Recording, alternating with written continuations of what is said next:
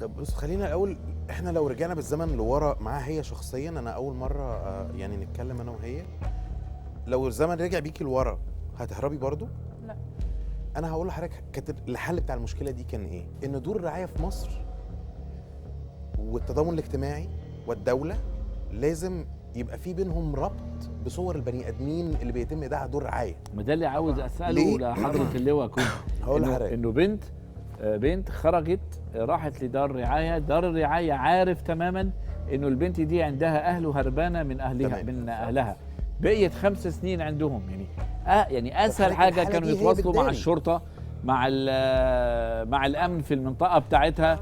يعني شوف يا استاذ سوري، انا قلت لحضرتك ان انا كنت ماسك الاحداث. اول ما بيجي لنا بلاغات اطفال بنعرف ان حتى لما بيتم العثور على الاطفال من ناس طيبين بيودوهم القسم يتعمل محضر بيوضعوا ده دور رعايه. اول نشره بنشرات الاطفال الغائبين نشرات لدور الرعايه الاجتماعيه كلها. للاسف الشديد هي كمان ما هياش طفله صغيره مش عارفه، دي ما كانت ده اللي 12 بقوله، سنه. يعني في حاجات 12 سنه في الدار دي الحكايات. بيبقى فيها اخصائي اجتماعي واخصائي نفسي بياخدوا بياناتها. المفروض ان هم سالوها وهي صريحه وقالت انا قلت لهم انا سايبه البيت من قسوه الاب.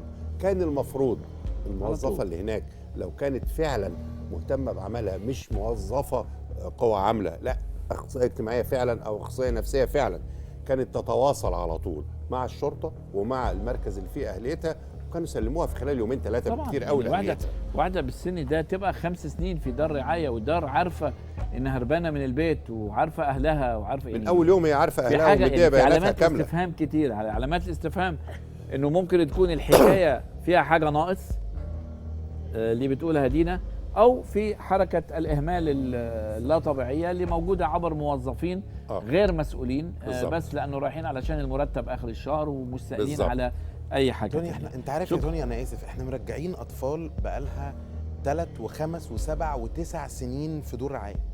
يعني طفل دخل الدار عنده 3 و4 سنين و5 سنين، المفروض دور الرعايه ده تاني يوم على طول يروح.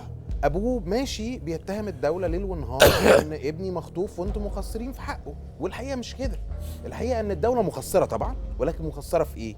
ان الطفل تم ايداعه دار رعايه ومفيش حد عرض علينا صورته. القناه الثالثه كانت بتحط في يوم من الايام برنامج مفقودين زمان وانا عيل صغير كده، اتلغى. الجورنان ما بينشرهمش، وسائل الاعلام مختلفه ما بتنشرهمش، عشان كده ظهرت وسائل التواصل الاجتماعي حبت تاخد الدور ده، وده ستيل دور ناقص.